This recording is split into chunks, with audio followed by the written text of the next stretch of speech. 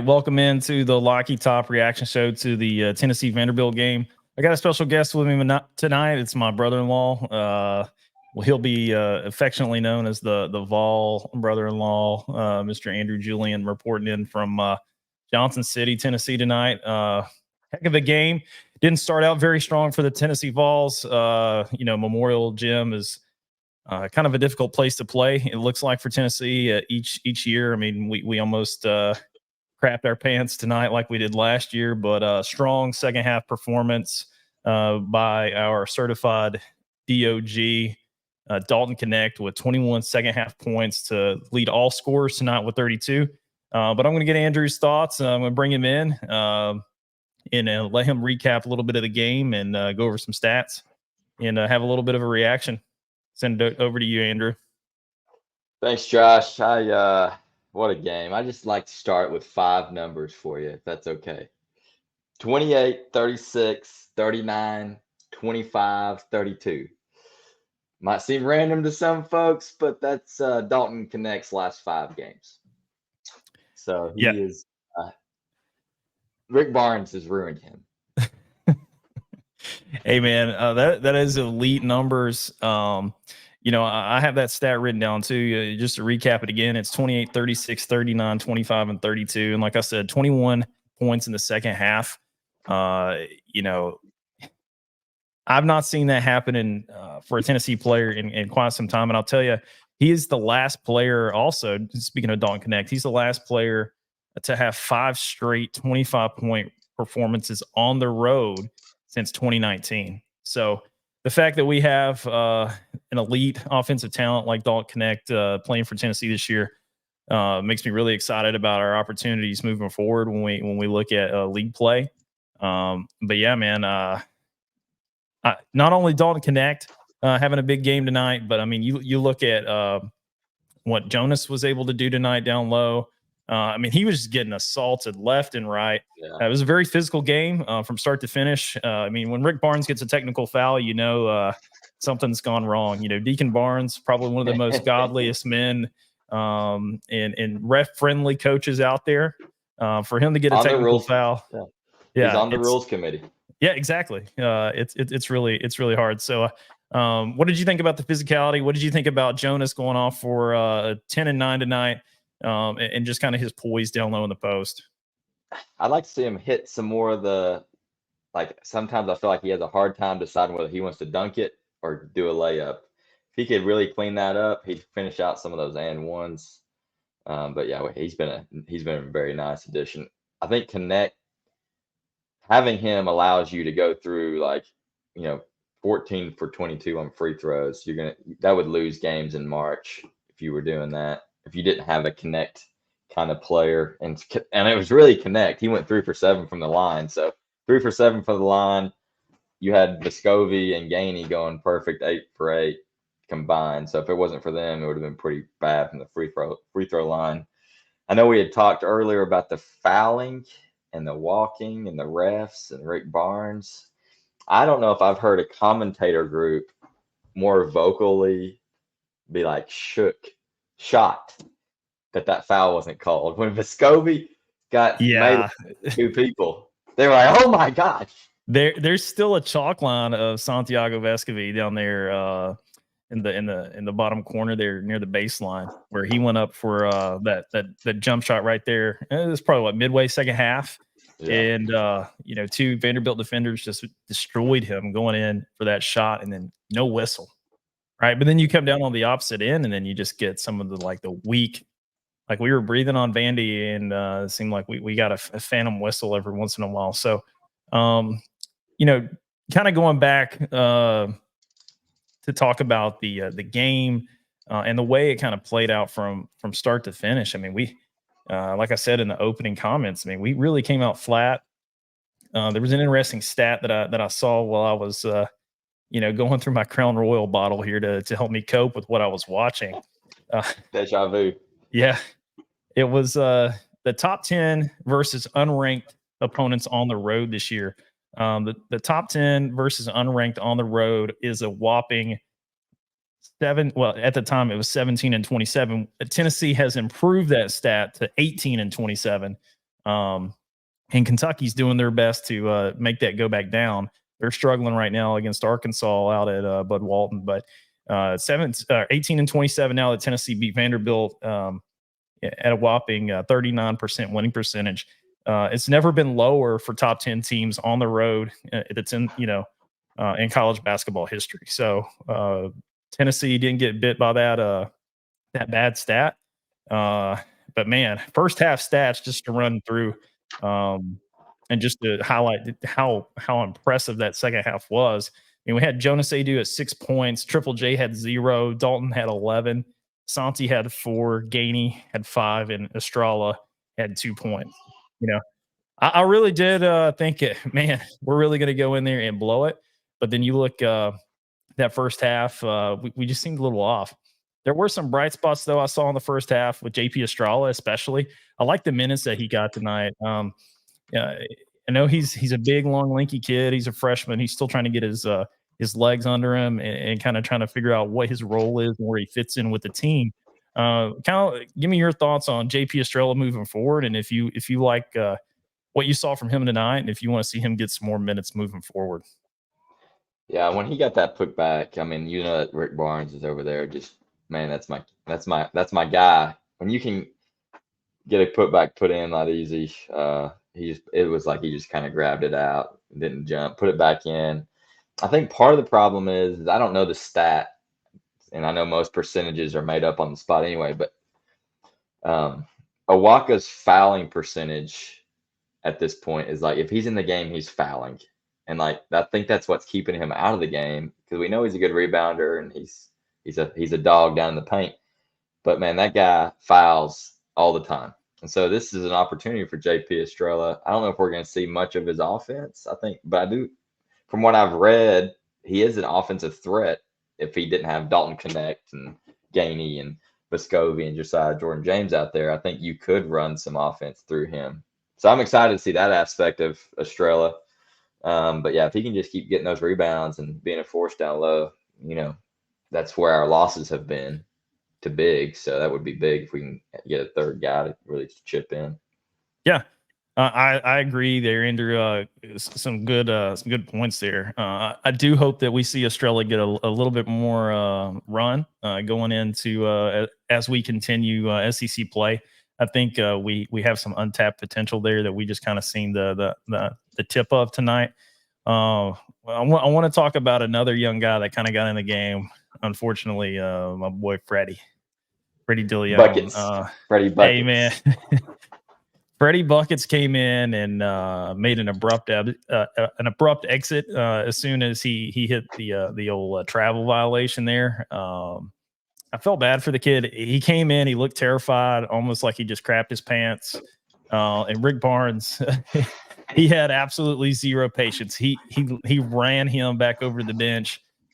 Freddie is probably going to be playing ass back for the rest of the foreseeable future. And for those of you that don't know what ass back is, it's get your ass back on the bench. So poor Freddie. I feel bad for him because he was a highly rated kid coming out of high school. A lot of potential coming to our team with him. So hopefully that doesn't do a lot to his mental psyche. But dang, man, that first half, just to put a close on it, I feel like we were kind of off because we didn't have a midweek game, and it kind of threw us out of our rhythm, I think, a little bit. But in my mind, it also gives you a little bit more time to prepare for an opponent when you have an entire week. You don't have that midweek game. So coming out a little bit flat was a little concerning to me, but obviously we have that massive second half that we can talk about now. Well, and to kind of go to your point, not a fun place to play for most people. I think Allen Houston is one of the few shooters we've had. Grant Williams. Most people have had bad nights in there. I think, and they showed one of our lovely stats at the beginning of the game about like all the top 10 teams that have lost at Vandy. So anytime we can go in there and even come back from that slow start, because it is not a natural. I think we saw that with the free throws. We were second in SEC in free throw percentage. It's not a natural gym to shoot a basketball in. Not saying I've ever shot a basketball there. This is secondhand experience, but yeah. So I think that is part of it. You can't really make that excuse, especially if we were lost. But just not a typical setup of a court. Yeah, our free throw shooting tonight, especially until we kind of got into our groove there midway in the second half, was absolutely atrocious. I think we started off 5 of 12 from the free throw line, which that's absolutely unexcusable. No matter where you're playing, whether you're playing at Memorial or you're playing on Mars, like you can't be playing, winning basketball and shooting 5 from 12 from the free Jim throw line. Sauceman gymnasium would be acceptable. It doesn't matter. Even if you're back in Malsum, back to our roots. If you're going to West Green Gymnasium there, you can't go 5 from 12 from the line. I actually think it made it to 5 to 13. So you're giving them 5 of 13. Okay, give them some credit, but still, you get my point. A terrible shooting there from the free throw line, but we turned it around. We started hitting our shots, but that was a good adjustment, I think, by Rick Barnes and the coaching staff and even the players. I think they saw like, hey, we're not even hitting our free throws, so they decided to push the ball and take shorter shots and attack the rim. And I think that's where a lot of our extra free throws started coming in, because we started getting a lot of and-ones or a lot of shooting fouls because we were so aggressive with attacking the rim and really driving the ball below the free throw line. I think that's where we're best, especially when our shooting is off and we're not hitting from 3-point line. But Zakai did a really good job. Our guards played really well in the front court there to really press the ball down low, and whether it's get it into Jonas and let him do what he does at the post, draw fouls or score or both, and also get the hot hand Dalton Knecht involved. And we, like we mentioned before, 21 second half points. Yeah, I mean, we've had these conversations, Josh, at Christmas and wherever it's been. Rick Barnes has been our coach for 9 years. March is coming up, and there's a lot of hate out there for Rick Barnes. And I think one of the nicest things to see is just how adaptive he's been this season. I think this is the most adaptive, most changes he's made. When he's starting to let Dalton Knecht run like an NBA game with just dribbling and bringing that pickup, he wasn't doing that 2 or 3 years ago. He was stuck in his ways, and I think that's kudos to him. And that can happen, certain stretches of the game. He runs sets, and then other sets he's just like, hey, get the ball to Dalton Knecht and let him do his thing. And that's probably, the first player we've had in the Rick Barnes era to do that, because Grant Williams, obviously a great player, but you had to feed him. He couldn't just take the ball from the pickup line and take it to the rack. You had to get the ball up the court and figure out how to get it into the post. Dalton Knecht's probably correct me if I'm wrong, but he's the first one that's a true create his own points player we've had, and that is huge in March. Yeah, absolutely. He definitely creates his own shot. He creates his own touches. He can take you off the dribble. He can spot up on you. He's very mercurial and dynamic scorer. Unlike, we saw on the 18-19 team with Grant and Admiral. Grant was definitely just a big body in the post. And we played a lot of, back screen, pin you down, inside out, and just feeding him the basketball. He wasn't creating his own shots. But when he did get it. Yeah, he was great at that. You just had to get him the ball. You had to get him the ball, right? So that was a challenge. I mean, even in that Sweet 16 game against Purdue that we went to that year. Great seats, by the way. Shout out Whitney Lawson. Yeah, shout out. We could only have hoped that we had a dynamic scorer like Dalton. If we would have had someone like that, and if Rick wouldn't have left Grant on the bench, to start overtime, maybe the game would have changed. But we didn't have that. Jordan Bone was a great guard. Not taking anything away from him, and Admiral did what he could do. But that 18-19 team, that's probably been the best one Rick's had so far. The jury's kind of still out on this squad, but obviously the sky's the limit when you got a guy that's reeling off basically 30-point games over the last 5, and it doesn't look like he's stopping anytime soon. So You love to see that. Tennessee obviously has won 11 of their last 12 games. And then, the only loss out of their last 12 is to Mississippi State, and that's their lone SEC league loss. So we'll kind of go switch gears here for the Real quick, preview. Oh, go if I ahead. can Sorry. chime in on Yeah. the No, go Mississippi ahead. State, Go ahead. that might be like a loss worth taking, because for those that don't remember, Dalton Knecht had 2 points in the first half of that game. Yeah, I And think he that took game was off in the obviously second half, yeah. and we'll take that L. Well, that's a good sacrifice there. And he has been on fire since that start of that second half. Yeah, so I mean, we've kind of joked, my friend group. You've heard me talk about it with you, some dark humor about some sacrificial stuff that happens. I don't know what kind of blood sacrifice went down in the locker room at Mississippi State, but whatever it was, I'm glad it happened. And like you said, I would definitely take that L if that's what it means to unlock Pandora's scoring box for Dalton Knecht. And it seems so far that's what is the case, as we've seen. Not to get too far up Dalton Knecht's rabbit hole here on the on your agenda, but has he got a shot at National Player of the Year? Yeah, I mean, I don't know why not. I mean, I was on the show this morning that I had with the guys. Dalton Knecht, according to Ken Palm, is the number 3 rated player in America, behind Zach Edey and what's that kid from Kansas? What's his name? Hunter Dickinson. Hunter Dickinson, yeah, the guy that beat us when he was at Michigan.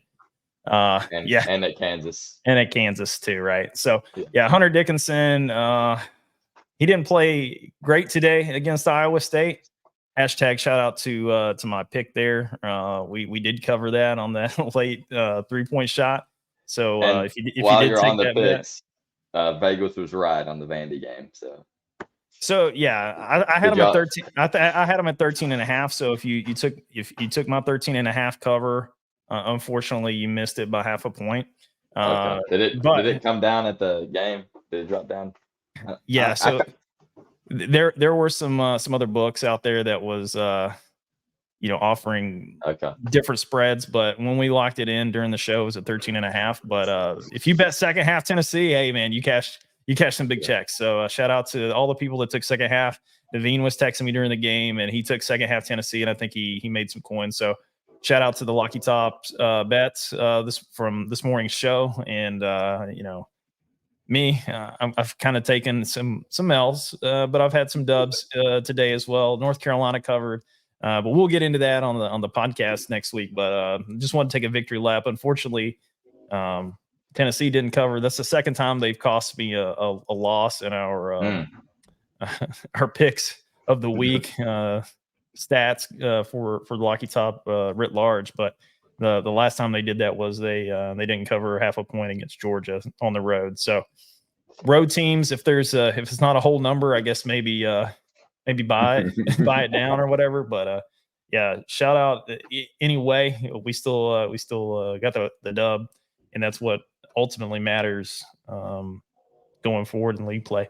But like I said, Tennessee's won 11 of their last 12, and we're kind of got to go forward to preview the South Carolina-Kentucky game. So let me get your thoughts. The midweek game coming against South Carolina. We saw what they did against Missouri.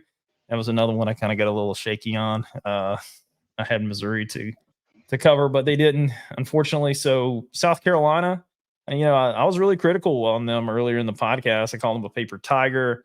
I read off all their Ken Palm adjusted ratings. Bad defensive team, bad offensive team. But today it didn't look like they could miss.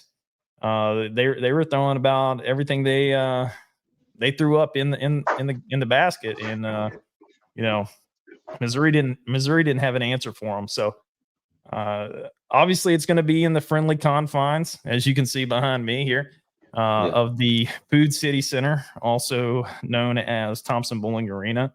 That's what I still refer to it as in TBA all day. So, the Gamecocks will be rolling in there Tuesday. Saturday we play Kentucky, but on Tuesday night at the Food City Center in Thompson Bowling Arena. What are your thoughts? What does Tennessee have to do to walk away with a win against South Carolina on Tuesday? So I don't know how much stock you put into this ESPN predictor, but it feels like Not a lot. 92. Yeah, ESPN's 92. trash. No, They're known frauds. I typically lean with Ken Palm, but I don't want to interrupt your segment here. So go ahead and well, I read was just off your gonna ESPN stats for me. just 90. They're coming in at 92%. That feels way high. With I think we're gonna win, but that feels like a Norfolk State percentage. And Do maybe you, to ESPN's analytics credit, they know that winning in TBA is almost impossible right now. yeah. Do you think South Carolina could potentially be a trap game? Tennessee looking forward to Saturday again. We got to go to Rupp. We got to play Kentucky on the road. It's going to be a 8 p.m. tip. So what do you think? You think Tennessee's going to be locked in for South Carolina? I think that Dalton Knecht helps ease some of that pain. We've talked about like the March pros and the tourney pros, but Sure. I don't think Dalton Knecht is like when he's playing for a lot more than the Vols right now. We should all understand that. Like this is the first time in his 5-year college career that anybody's been watching him. So anytime that the lights are on, and now people are really watching him, I don't think there is going to be a trap game for Dalton Knecht. Hopefully everybody else plays well, but he is out there to make some money, work his way up into a lottery pick, which I think he's doing. Not a big NBA guy, but that's what I've heard. And so I think that helps alleviate some of that concern because he's not going to want to put bad film out there. But I actually don't know a ton about South Carolina. They didn't play anybody in the non-conference. They lost to Clemson. What was that final in the Clemson Duke game today? Did Clemson pull that out? I don't think so. Let me look real quickly. Keep going. But yeah, so it's like, and then my memories of South Carolina is when we beat them by like 45 points last year or the year before. So I think it was like maybe last year, and that's a Chattanooga. Yeah, we beat them by 40. Duke pulled it out. It was 72-71 over Clemson. Okay, so if I just look at South Carolina's last 5, so well, I can tell you who they lost big win to. over. I can tell you they lost to Georgia in league play. They lost to Kentucky. They lost to Clemson. That's their 3 losses. Oh, they beat Kentucky last week. Or excuse me, not Kentucky, but Clemson. I meant Clemson. I have. Yeah. I know. Rent free right now. Here I am. I'm overlooking South Carolina, and I'm going straight to Kentucky. So I'm going to bank on TBA at the Food City Center coming in clutch, but I'm feeling really good. And let's be sure to delete this recording if it goes the other way about Rupp Arena. Like I'd like to go to that game. Been to Rupp once when we lost. The guy next to me was spitting out black spit the whole time. Had like black lung. He's like just got out of the coal mine. Back to the coal mines. It was disgusting in there. But man, I would love to be there Saturday. I think we could blow the roof off. Now, if I'm feeling that way, I hope the Vols are focused on the Gamecocks, but I am looking forward to a Saturday game at Rupp Arena. And it's a good place to watch a basketball game. It's kind of weird. It's a lot like TBA. Feels kind of like a convention center. And just kind of pile people in there. But yeah, I'm banking on no trap game to answer your question. And if you go through the ESPN analytics, I don't know if you've done this with Ken Palm. We're not really supposed to lose again, based on the statistics. So yeah, Ken Palm doesn't have us losing either. They're a little Ken Palm ratings are a little bit more realistic than ESPN, but we're still Tennessee, and we're still coached by Rick Barnes. So the fact that we run the table, I don't know. There's going to be some opportunities for us to lose, especially when we continue to go deeper into conference play. The SEC is as deep as I've seen it in a long time.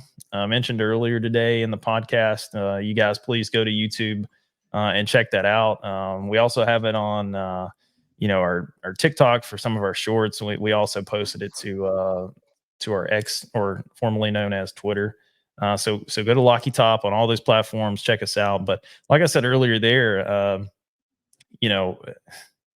it's really, really complex to really put your finger on how we're going to do based on the analytics. But I really don't see how, we struggle against South Carolina, but Kentucky might give us a lot of problems. We also look at how deep the SEC is, and we're looking probably at 6 teams to make the big dance this year. So, SEC's strongest I've seen in a long time, probably second only to the Big 12. So, like I said, when we play Kentucky and Auburn, it's going to be our true test of the season. Auburn with the 2-game slide right here, they might need to figure it out. If we see Alabama again, I don't know how that's going to work out for us either. So Florida, I don't know what we did to them, but we fixed them.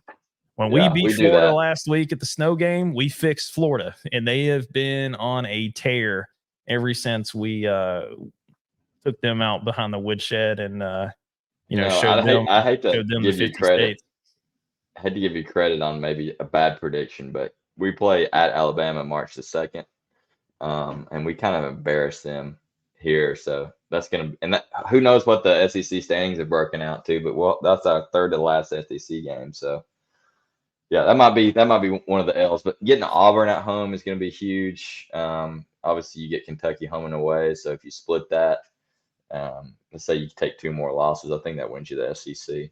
If you lose 2 more times, what do you think the win-loss record has to be for the regular season SEC champion? I think you have to get to 16 games. Yeah, so I think 4 losses would be kind of where the tiebreaker is going to fall. Maybe 3. Yeah, I think at 15 you're going to be a co-champ. 16 locks it up for you. Yeah. So are you still? I love the SEC tournament, but I know like we've been scarred. Let's say that we lose twice and we're on that 2 line and we go out and dominate the SEC tournament, they're going to leave us on the 2 line. They're not going to bump us up to the 1 line. So it's like, I think ongoing debate. Do you play or?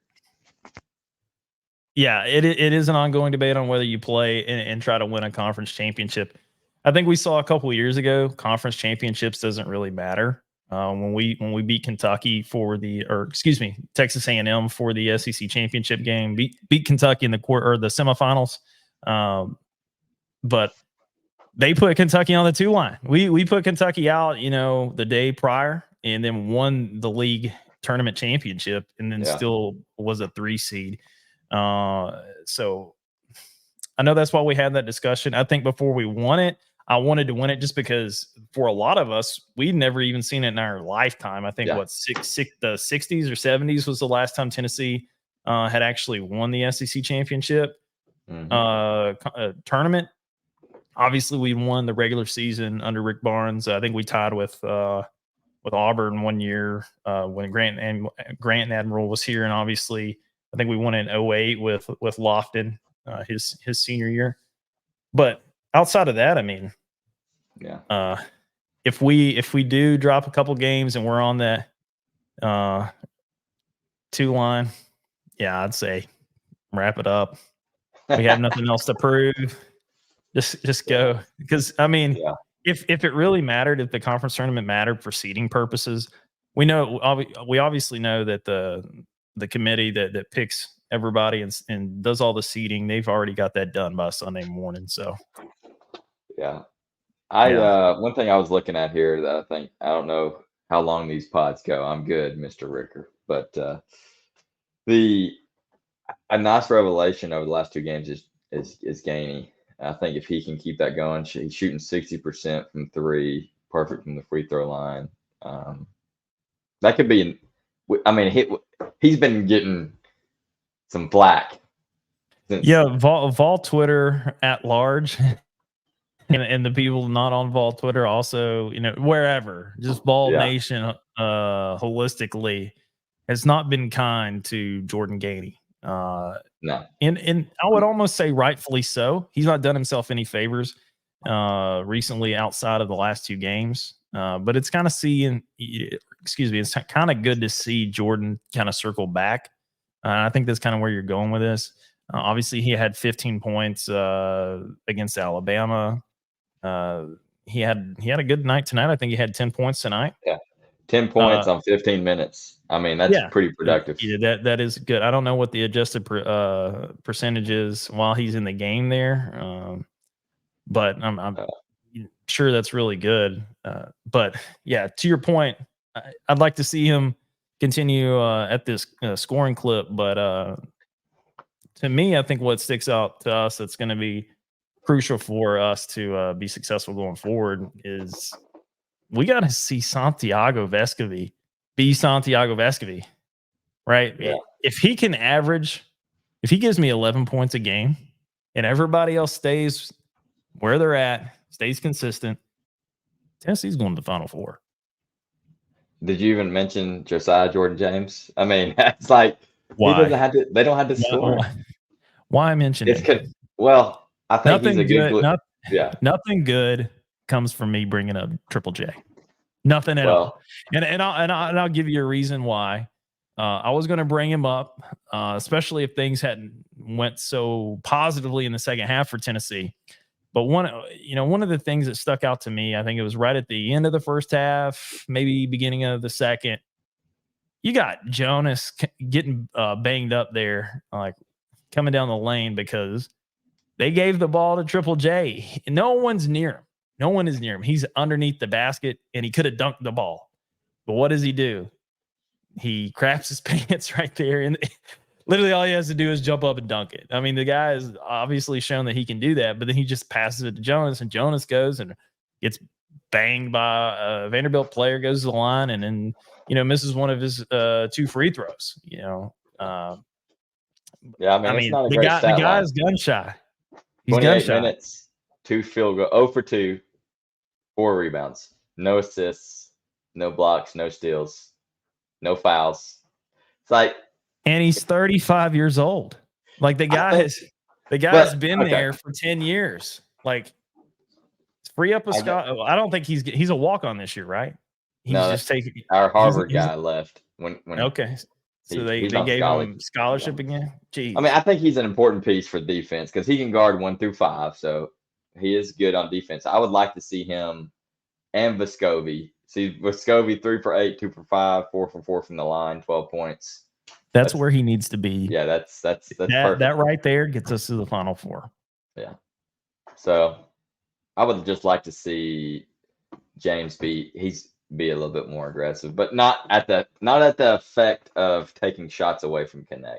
And I think that's where that's his internal battle, is like where it's just letting Knecht do his thing, and that's kind of neat to see that they're not trying to get their shots. Well, I mean, being a good teammate is important, especially when you look at a guy that has absolutely zero chance of playing at the next level, Triple J, and Dalton Knecht is probably going to go in the lottery. Yeah. Hey, he's a glue guy, they say. Glue guy. Yeah. He needs to be a glue guy, glued to the bench. Yeah. I mean, he came in. He's probably the worst 5-star I've ever seen.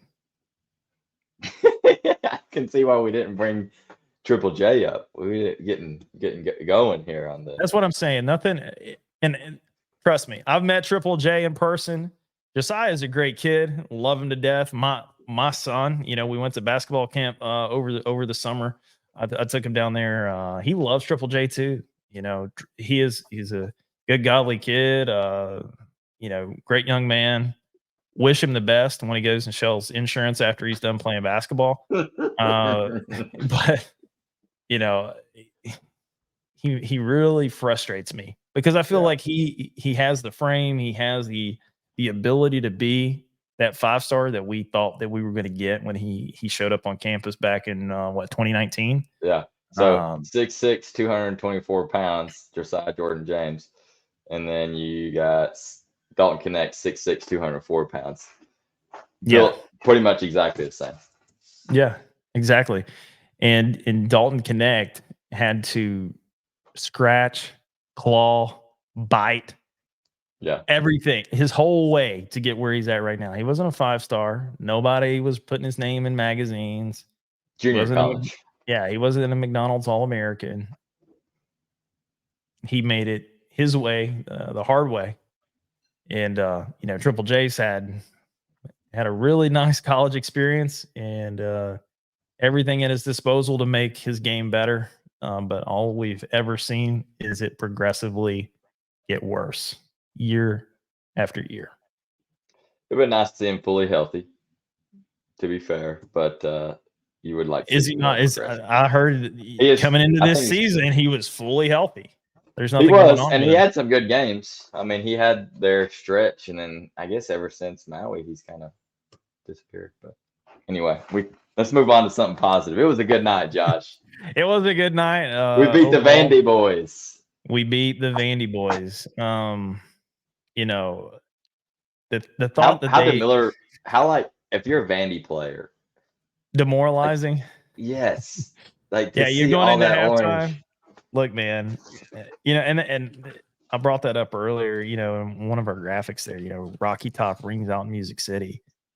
You could hear all the Tennessee fans in that gym tonight, especially at the end of the game. We're all singing Rocky Top, but even throughout the game, when those terrible calls were being made, when Yeah. Rick Barnes got the technical foul, the ref, you suck, boos. The boo birds were there tonight from the Vol faithful. But yeah, I mean, Big Orange showed up huge in Nashville tonight, and basically made it a home game for Tennessee. And talked about multiple times by the broadcasters. So all the Vandy alums sitting at home watching, I'm sure enjoyed that. Yeah. I mean, feel so bad for them, in their mansions, wherever they're at, watching their games. It's really hard to say that Vandy's a poverty program with all the rich people that go to that school, but they kind of are, unfortunately. And to take a couple more jabs at Vanderbilt, that Rivera Torres kid, that guy needs to stick to acting. He's on the Apple TV series Swagger as a basketball player. Yeah. I saw the series come out last year, maybe the year before that. And then I saw him just randomly playing for Vanderbilt. I was like, oh my God, is that really him? And then I looked it up and I was like, yeah, okay. He needs to stick to acting because Dalton Knecht, anybody he was guarding for Tennessee tonight was blowing his shit all the way up. That guy had some really bad shots. I think he finished the game with 6 or 7 points. He was From firing. Brooklyn. Yeah. He was firing.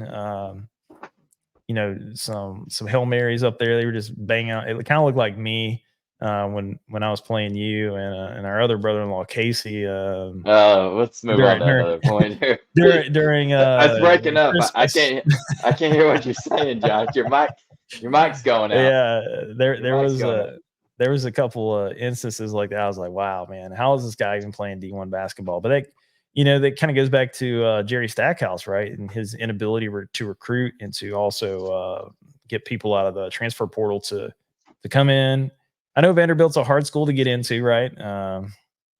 You got to know somebody that knows somebody, or be Beauregard, somebody of high affluence to get in as a legacy in Vanderbilt. But that guy needs to just stick to acting, go back to his TV show because he was embarrassing himself out there tonight. But yeah, what do you think of Jerry Stackhouse? You think he's done at Vanderbilt? Do you think? I mean, this drops in. I mean, they're still winless. I think they're now 0-6 or 0-7 in league play. Don't see it getting any better for Vanderbilt moving forward. What do you see for the future of Jerry Stackhouse? Is he done after this year, or are they going to hold on to him? I was going to ask you if they fire him mid-season if he goes but I guess they probably won't since it's Vandy. If he gets 5-20. So I'm not a big basketball history guy outside of Tennessee. But I did not know he was I knew he was a good NBA player. I did not know he was the 3rd pick in the NBA draft. Yeah, he was from North. Yeah, he played basketball at North Carolina. Yep. And it's just amazing to me that his name still carries. It should still carry weight. I guess it doesn't because I didn't even know who it was, but they're obviously a lot younger than me.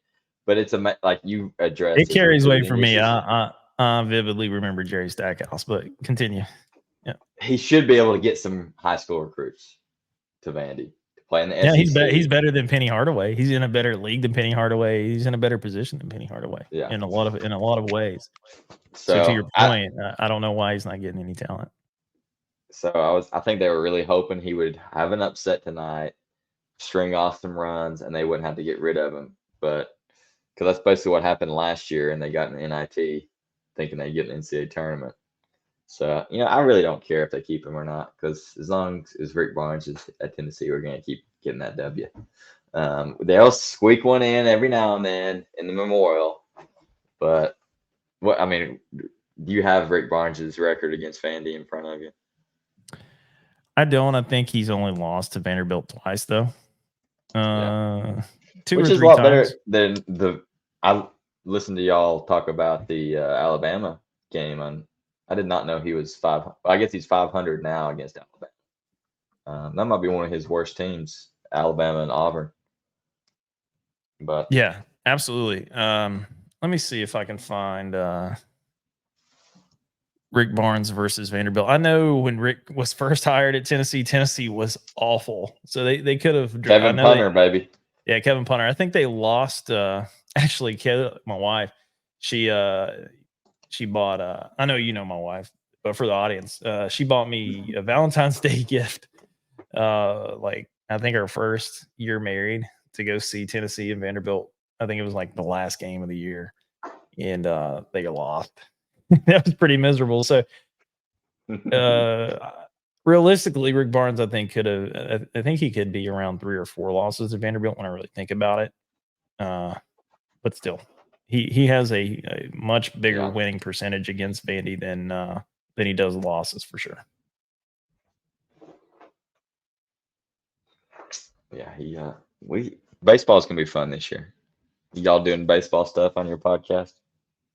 Yeah, I think for our listeners, we'll get to that. Tony Vitello, he's the GOAT, man. It's gonna be a good season, I think, for the Vols in baseball. But we'll have a lot more content and a little bit more for that for our listeners going forward. I don't know who's going to be with me on that. I might be the lone resident Tennessee Vols baseball fan, and just maybe even for Major League too. But we'll still have our picks out there and everything. But as far as holistic breakdowns of the game and reactions, probably it'll be me and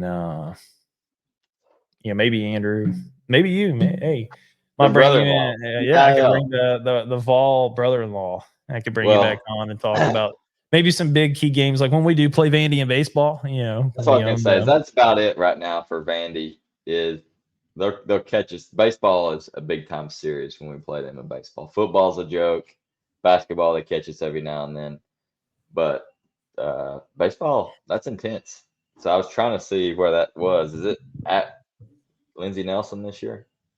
Well, I think they have more than one series for baseball season, so I think they do home and a home. No, I think for them it'll just be one. Will it just be one? Yeah. But I think that we played Vanderbilt at home last year, so maybe it's in Nashville. I'm not sure. Or no, actually, I think it is in Knoxville this year because I think I vividly remember the outfield lights at Vanderbilt being a thing for them last year. They couldn't see. There was some errors that was caused by their $1 million stadium lights. So and the whistlers, don't you love that whistler? Yeah, the whistler, the Vandy whistler. But I mean, that's really all they have. I mean, we saw them in football. They came in the Neyland a couple of months ago, right after Thanksgiving, and we do what we always do, and we beat their ass. There's nothing new when it comes to Tennessee and Vandy in football. They wanted to get a little brave and start throwing, some fisticuffs out there at the 50. I thought that was going to break out tonight's basketball game a couple times with as physical it was. But Vandy knows we own them. We've always owned them. That'll never change. So them at Vandy this year, the weekend of May 10th. Oh, so the game, the baseball game will be at Vandy this year? Yeah. We go. Okay. It's going to be kind of intense. We go at Florida May 2nd, first series, and then at Vandy first weekend series, and then we close the season out with South Carolina at home. Oh wow, yeah, That's gonna be that's going to be some exciting baseball for sure, man. yeah. I just hope too sidetracked here, but I just hope we don't have to watch LSU win another national championship again. But Florida should be good. I think because Florida was in the College World Series too. So SEC always top heavy when it comes to college baseball. But like I said, we'll give the listeners a little bit more on that once we get a little bit closer to opening day. Yeah, just so final thoughts on tonight's game. I'll give it to you, Andrew, and then just give me your score predictions for Tuesday and Saturday against Kentucky. Ooh, I wasn't ready for the score prediction, so I'll table that in my mind for a second. So I'm just a true Tennessee fan. Josh can speak to this. I'm the eternal optimist. Think we're always going to be good, but when I get mad, I get real mad. But man, I am just thoroughly enjoying watching Dalton Knecht. And it sucks that we only get him for 1 year. It's starting to sink in that man. That's really unfortunate. We really have to preserve and appreciate what we're getting from Dalton because we don't have that many games left with him. I think what we got, it's almost February, so we got 2.5 more months with him potentially. Yeah. So it's just been a joy to watch, and it's it kind of makes you giggle like a kid sometimes. Some of the stuff he does, like that 3 he hit tonight on the inbound play, falling out of bounds. I was down there in the living room with JD and Jackson, and they were losing their mind. So it's funny you bring up giggling like a kid because my kids, they were down there giggling, so they were having a blast watching that. And obviously they get really hyped when they see the big plays with the dunks and the 3-pointers. I mean, he's a beast. He's a scoring machine. He really gives Tennessee fans a lot to look forward to. But yeah, like you said, let's drink it in, man. Let's enjoy what we got coming from Dalton Knecht. And man, give me that kid's jersey. Does Vols Shop have the number 3 jersey out so I can rep him? Because the guy's going to the league. So okay, let me ask a closing thought. I'll give the score. Let me give the scores, and then I'm gonna ask you a closing thought question. Okay, go ahead. Scores. South Carolina, 87-75 Tennessee. Okay. Score at home, and then Kentucky at Kentucky is going to be 75-67 Tennessee. Okay. So you got Tennessee running the table next week, going 2-0 against Rick Barnes. Gamecocks and the Kitties from Kentucky. Yeah. I'm feeling good about Rick Barnes against Calipari. I know we talked about him earlier, but we've got 25-year-olds out there against their 18-year-olds. I think that's going to make a big difference against Kentucky. So yeah, and we talked about their Kentucky's defense, not very good. I think their defensive efficiency adjusted rate according to KenPom is 26th in the country. So bad defensive team against a pretty decent offensive team. I mean, Tennessee, I think we're in the mid-teens offensively, but we've got that number 2 spot locked down on defense, and our defensive efficiency probably went up a little bit more tonight for our performance in the second half against Vanderbilt. So the stats don't lie. KenPom is the GOAT of all goats. Go check his website out. He's got some good stuff. So he does. So here's my question for you. All right. And I'm not trying to jinx this or anything. Knock on the wood. You got Dalton Knecht continues. Let's say he gets his average up to 25 points a game. He wins SEC Player of the Year. He wins National Player of the Year, and we make it to the Final Four. Does his jersey get retired for 1 year? Oh man, that's really tough. I think go through that stat line again. You said SEC Player of the Year, Naismith Player of the Year, and what? We make a Final Four, first time. And a Final Four. Man, I think all of that depends on what his stat line continues to be. For all those things to happen. But if all those things do fall into place, I mean, you're talking SEC Player of the Year, Naismith Player of the Year, and taking Tennessee to their first Final Four in school history. I'd say put the damn banner up, raise the jersey, put them up there with the rest of everything we got for the Lady Vols, and let's get some men's basketball stuff in the rafters at TBA. All right. And let's not do it against Kentucky like we did last year and ruin it like Chris Lofton Day. Okay, let's do it against Vanderbilt or Alabama, somebody that he owned. But hopefully, when we see him Saturday or next Saturday night, obviously, I'll have a different attitude about when we do it. But yeah, I think if I'm having an audience with Danny White or Tom, the SID down at Tennessee for the men's basketball team, and El Presidente, in Dondi, put the man's number in the rafters. Okay, you're never going to see anything like that again. I mean, Dalton Knecht, if he gets all those three things, I guess the trifecta, the three's got to go up. Yeah, that's right. So, well, Josh, I appreciate being a guest here on this podcast. It's always fun getting to talk to you live or not live.